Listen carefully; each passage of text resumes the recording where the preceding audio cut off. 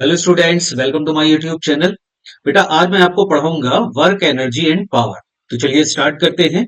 तो सबसे पहले स्टार्ट करेंगे वर्क डन से। तो देखिए वर्क डन कैसे किसी बॉडी के ऊपर निकालते हैं। मान लीजिए कि ये एम मास की एक बॉडी है और इस पर एक कांस्टेंट फोर्स, ये फोर्स एक कांस्टेंट फोर्स है। तो एक कांस्टेंट फोर्स इस डायरेक्शन में लग रहा है और जो बॉडी है वो हॉरिजॉन्टल डायरेक्शन में डिस्प्लेस होती है। इसका डिस्प्लेसमेंट वेक्टर वेक्टर डी का है। ठीक है। तो इस बॉडी के ऊपर जो वर्क डन होगा उसकी वैल्यू हो जाएगी W is equal to vector F dot vector D. ठीक है, यानी कि फोर्स और डिस्प्लेसमेंट वेक्टर का डॉट प्रोडक्ट। और ये value F D cos theta के इक्वल होगी। एफ यहाँ पर फोर्स का मैग्नीट्यूड है, डी यहाँ पर डिस्प्लेसमेंट का मैग्नीट्यूड है और थीटा यहाँ पर उन दोनों के बीच का एंगल, फोर्स वेक्टर और डिस्प्लेसमेंट वेक्टर के बीच का एंगल। ठीक है, ये थीटा उनके बीच। तो इस तरीके से हम किसी भी बॉडी पर वर्क डन की वैल्यू को कैलकुलेट कर सकते हैं। ठीक है, बात समझ में आई। चलिए आगे बढ़ते हैं। इसका जो एसआई यूनिट होता है वर्क डन का वो जूल के इक्वल होता है। ठीक है, सीजीएस यूनिट अर्ग के इक्वल होता है और 1 जूल इज इक्वल टू 10⁻⁷ अर्ग के इक्वल होता है। ठीक है, ये इंपॉर्टेंट रिलेशन है, आपको याद रखना है। इसी तरीके से 1 इलेक्ट्रॉन वोल्ट की वैल्यू 1.6 इंटू 10⁻⁻19 जूल के इक्वल होती है। ठीक है, ये भी याद रखना है आपको।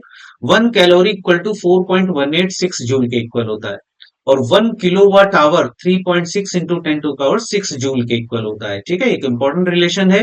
किलोवाट आवर याद रखिएगा, ये एनर्जी का यूनिट होता है। ठीक है, किलोवाट आवर, आवर जैसे ही लग गया तो एनर्जी का यूनिट बन जाएगा और अगर केवल किलोवाट है तो ये पावर का यूनिट होता है। ठीक है, याद रखिएगा, इंपॉर्टेंट बात है ये। चलिए आगे बढ़ते हैं। अब देखिए, अगर फोर्स हमको कंपोनेंट के फॉर्म में गिवन है, जैसे F is equal to F X I cap, F Y J cap, F Z के कैप। इसी तरीके से डिस्प्लेसमेंट वेक्टर भी हमको कंपोनेंट के फॉर्म में दे रखा है, D X I cap, D Y J cap, D Z के कैप। तो इनका जो डॉट प्रोडक्ट होगा वो वर्क डन के इक्वल वैल्यू होगी। तो F dot D is equal to हम ऐसे निकाल लेंगे, F X D X plus F Y D Y plus F Z D Z. ठीक है, इसमें आई आई वाले यानी सेम सेम वाले जो टर्म होंगे उनका डॉट प्रोडक्ट हम यहाँ पर रखेंगे। बाकी का तो पता ही है आपको कि वो जीरो हो जाता है। ठीक है, तो इस तरीके से फोर्स और डिस्प्लेसमेंट वेक्टर अगर कंपोनेंट फॉर्म में है तो उसका वर्क डन हम इस फॉर्मूले से कैलकुलेट करेंगे। ठीक है, इतनी बात समझ आई। चलो आगे बढ़ते हैं। वर्क डन जो होता है वो थ्री टाइप का होता है। एक तो पॉजिटिव होता है, निगेटिव होता है और जीरो होता है। ठीक है, ये कैसे कैसे तीन टाइप का हो सकता है, ध्यान से देखिए यहाँ पर। पहला है पॉजिटिव वर्क डन। जब थीटा की वैल्यू अक्यूट होगी, यानी कि जो फोर्स और डिस्प्लेसमेंट वेक्टर है इन दोनों के बीच का ये जो एंगल है वो लेस देन 90 डिग्री होगा, एक्यूट एंगल जब होगा, तो फिर वर्क डन की वैल्यू जो है वो पॉजिटिव मिलेगी।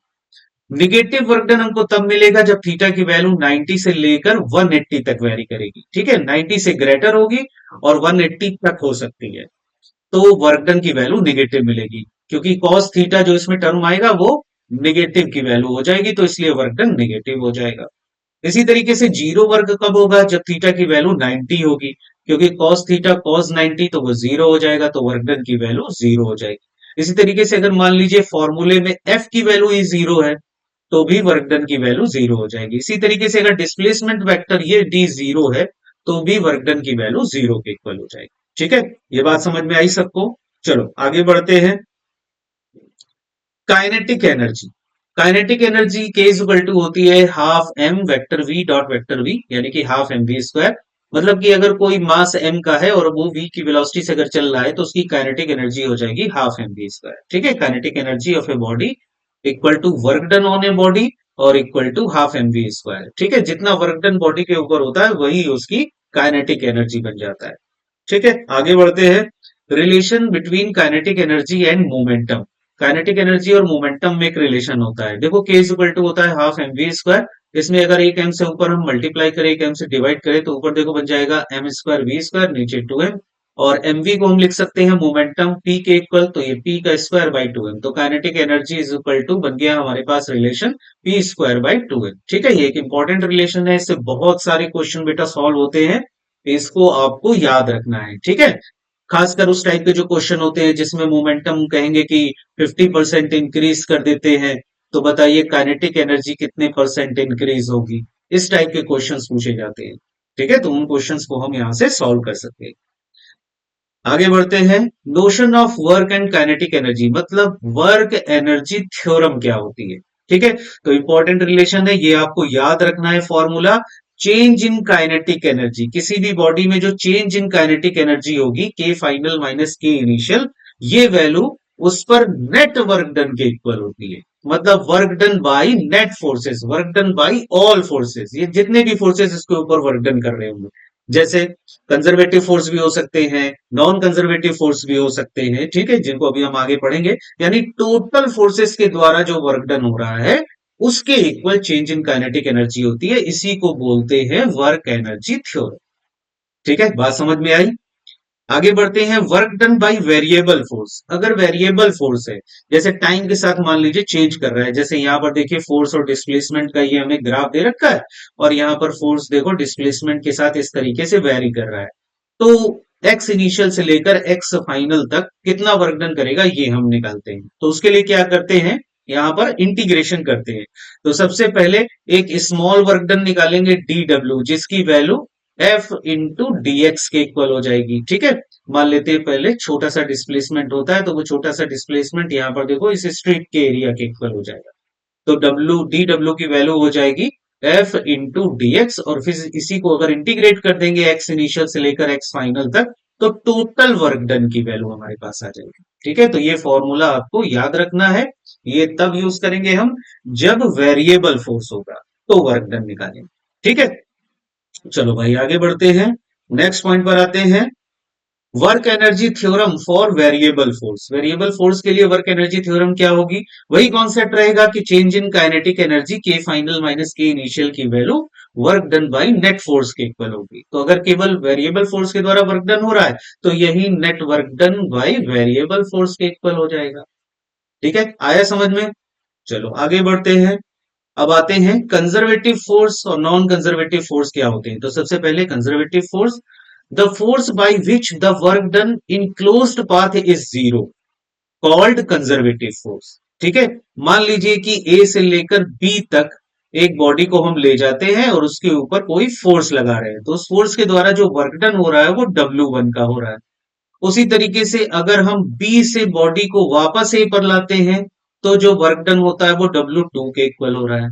तो अगर टोटल वर्क डन का समेशन हम करें और ये वैल्यू अगर जीरो के इक्वल आती है, तो फिर हम कहेंगे कि यहाँ पर बॉडी के ऊपर जो फोर्स वर्क कर रहा है, जिसकी वजह से हमने वर्क डन निकाला, वो कंजर्वेटिव फोर्स वर्क कर रहा है।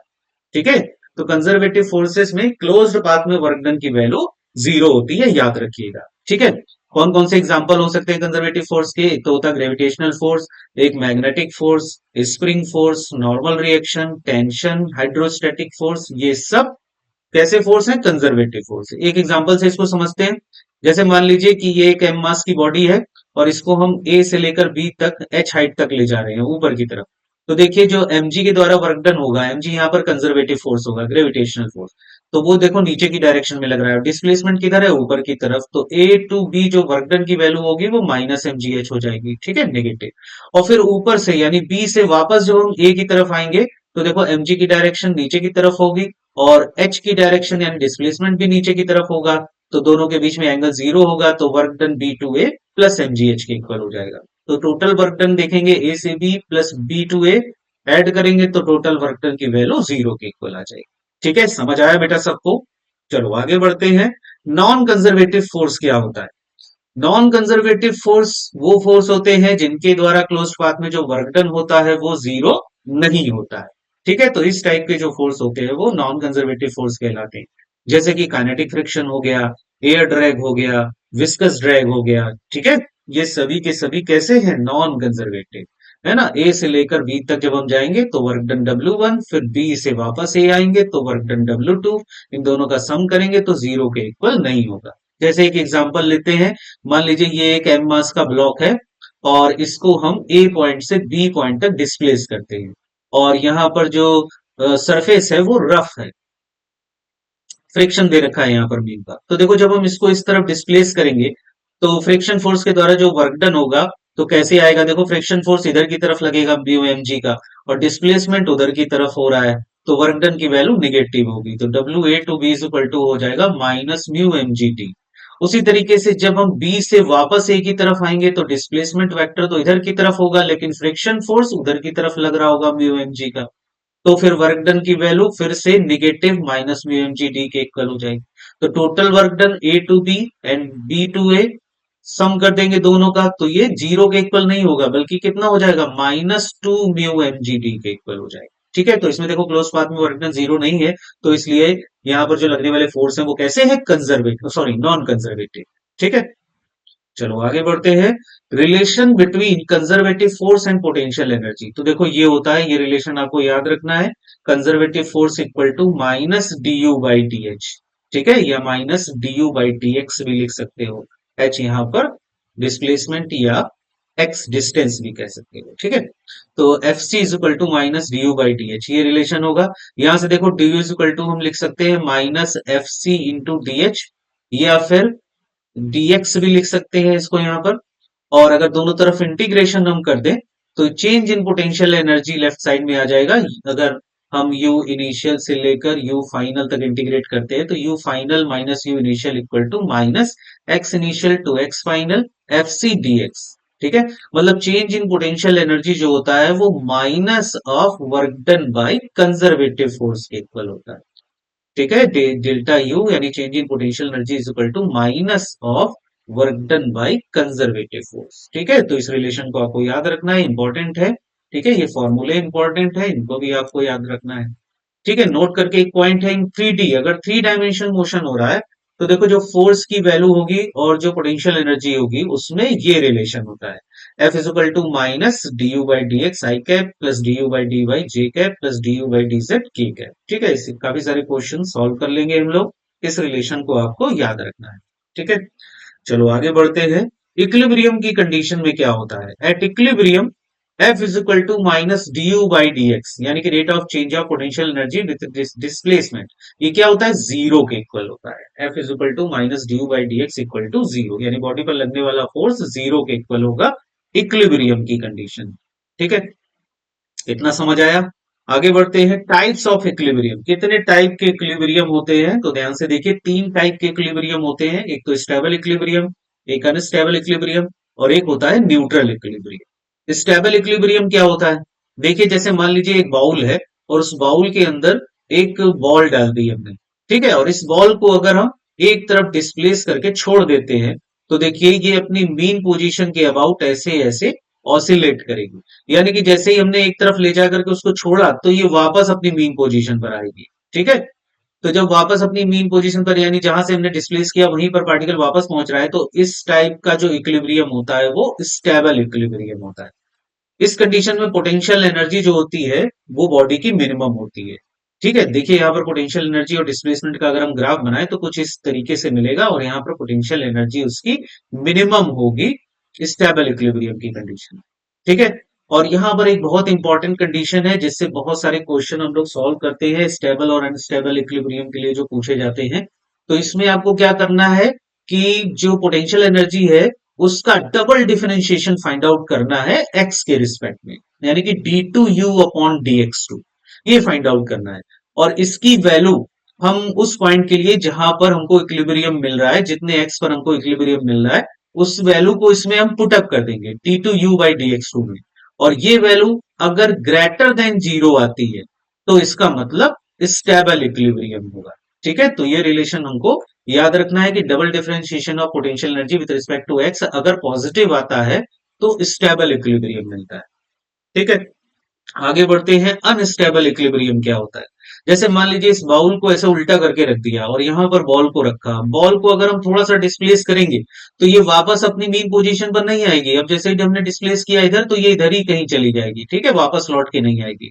तो फिर इस टाइप का जो इक्विलिब्रियम होता है वो अनस्टेबल इक्विलिब्रियम कहलाता है, जिसमें पार्टिकल अपने ओरिजिनल पोजीशन को वापस अचीव नहीं करता है। तो यहां पर पोटेंशियल एनर्जी पार्टिकल की या बॉडी की मैक्सिमम होती है। तो इसका जो ग्राफ मिलेगा यू और एक्स का, तो देखिए इस तरीके का ग्राफ मिलेगा। ठीक है, यहाँ पर पोटेंशियल एनर्जी उस एक्स पर मैक्सिमम होगी जहां पर हमको अनस्टेबल इक्विलिब्रियम मिल रहा हो। और इस कंडीशन में जब हम double differentiation of potential energy निकालते हैं विद रिस्पेक्ट टू एक्स तो ये वैल्यू निगेटिव आती है। ठीक है, तो जब D two U by D X two negative होगा तो हमें समझ जाना है कि वहां पर अनस्टेबल इक्विलिब्रियम होगा। न्यूट्रल इक्विलिब्रियम कहाँ होता है, न्यूट्रल इक्विलिब्रियम ऐसा होता है कि जैसे मान लीजिए हॉरिजॉन्टल सरफेस पर कोई बॉल रखी है उसको हमने राइट साइड में थोड़ा सा डिस्प्लेस किया, तो ये डिस्प्लेस करने पर जहां पर हमने डिस्प्लेस करके उसको रख दिया वो वहीं पर ही स्टेबल हो जाएगी। अब ये वापस नहीं आएगी, ठीक है, ना ये दूर भागेगी ना वापस आएगी। तो इस टाइप का जो इक्विलिब्रियम होता है वो न्यूट्रल इक्विलिब्रियम कहलाता है। तो इस कंडीशन में जो पोटेंशियल एनर्जी होती है as a function of X वो कांस्टेंट रहती है। ठीक है, यहाँ पर जो पोटेंशियल एनर्जी होगी वही यहाँ पर होगी, कांस्टेंट रहेगी पूरे मोशन में। तो इस टाइप का इक्विलिब्रियम न्यूट्रल इक्विलिब्रियम कहलाता है। न्यूट्रल इक्विलिब्रियम में double differentiation of potential energy with respect to X की वैल्यू जीरो के इक्वल हो। ठीक है, तो याद रखिएगा इस तीन टाइप के इक्विलिब्रियम होते हैं और इसमें इक्विलिब्रियम की कंडीशन को हम इन तीन कंडीशन से फाइंड आउट कर सकते हैं। ठीक है, समझ आया बेटा सबको? चलो आगे बढ़ते हैं। अब पढ़ेंगे कंजर्वेशन ऑफ मैकेनिकल एनर्जी। ठीक है, मतलब kinetic energy plus potential energy, इन दोनों का जो समेशन होता है उसी को हम कहते हैं मैकेनिकल एनर्जी। तो कंजर्वेशन ऑफ मैकेनिकल एनर्जी देखो कब होता है, if only conservative forces acts on the body. अगर मान लीजिए कंजर्वेटिव फोर्सेस एक्ट कर रहे हैं बॉडी के ऊपर, तो उस कंडीशन में जो टोटल मैकेनिकल एनर्जी बॉडी की होती है वो कंजर्व रहती है। तो इस कंडीशन में initial kinetic energy plus initial potential energy equal to final kinetic energy plus final potential energy के इक्वल है।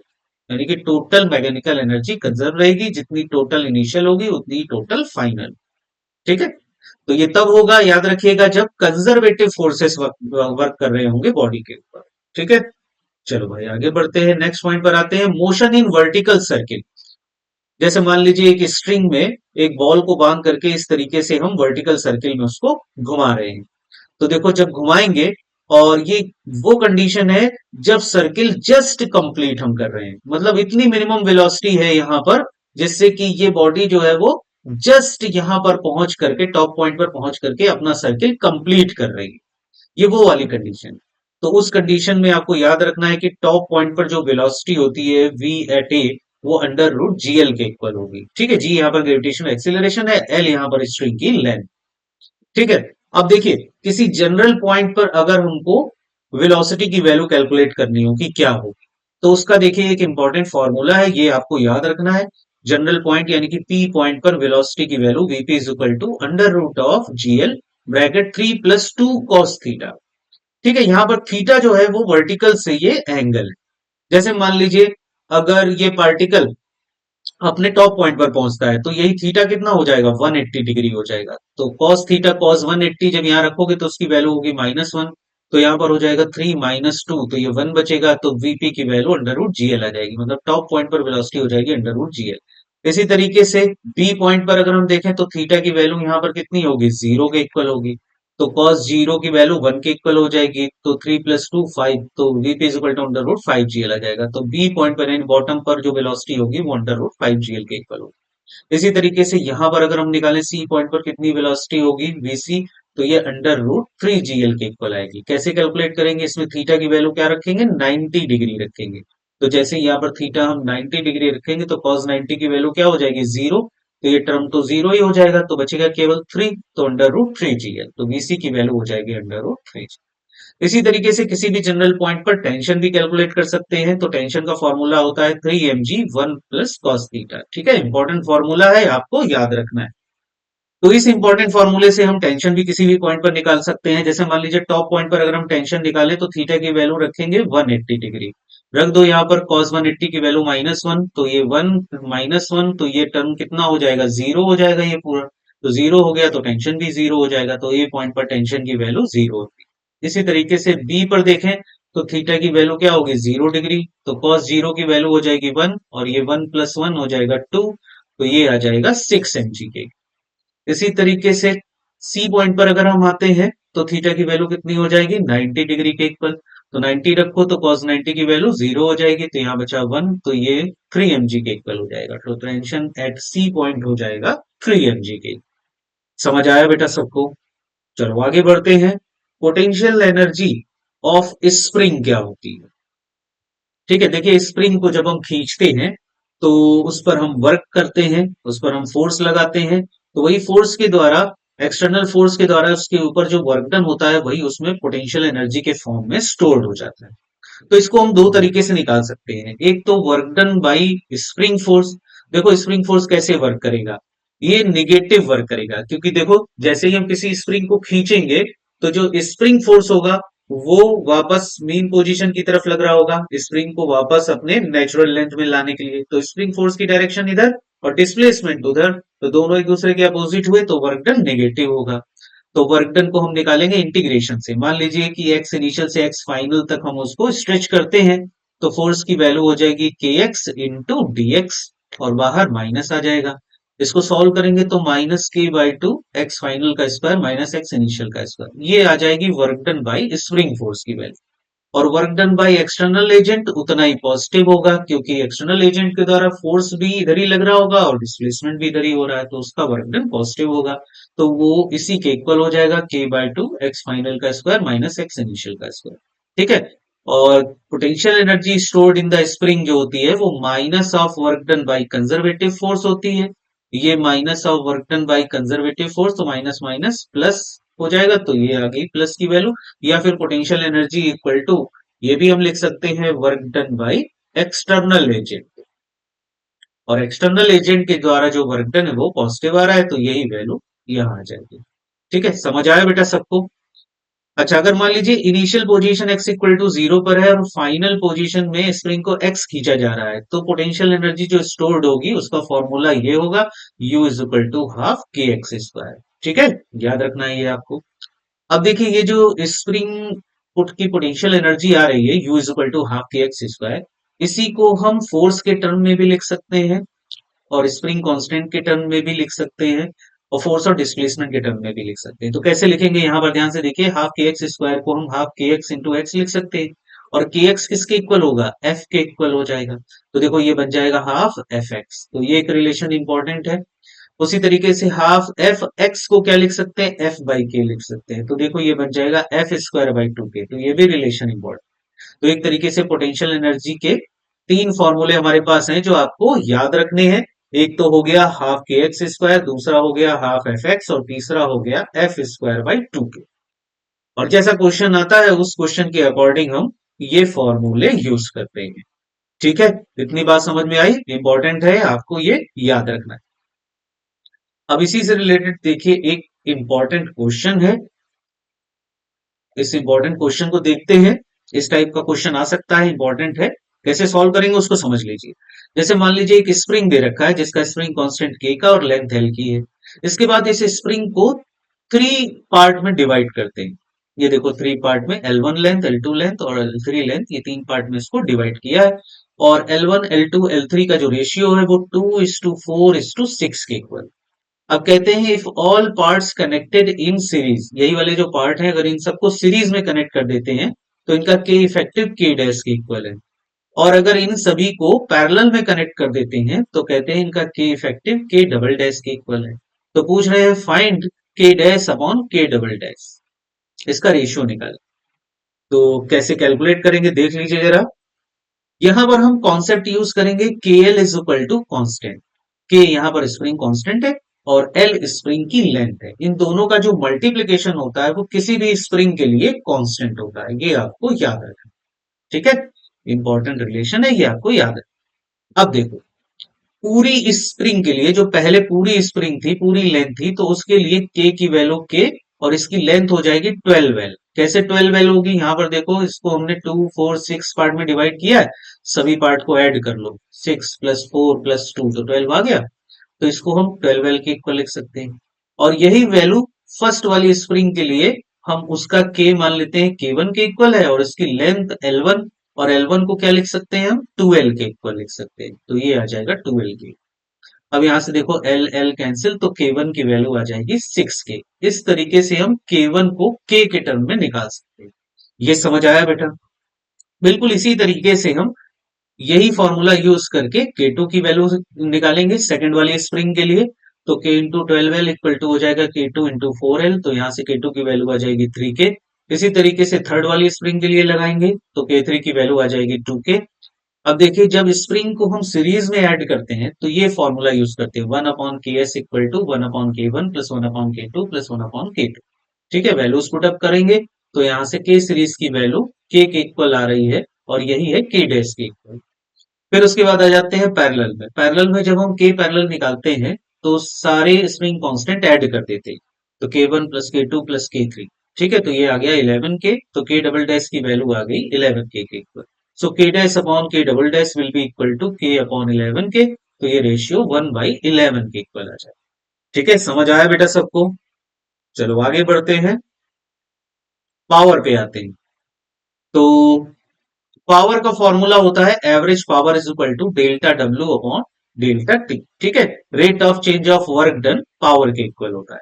तो total work done upon total time, ये रेशियो एवरेज पावर के इक्वल होता है। इंस्टेंटेनियस पावर, अगर यही time duration delta T tending to zero होने लगेगा तो ये जो एवरेज पावर है वो इंस्टेंटेनियस पावर बदल जाती है। तो limit delta T tending to zero delta W by delta T will be equal to D W by D T. ठीक है, तो ये इंस्टेंटेनियस पावर के इक्वल हो जाएगा।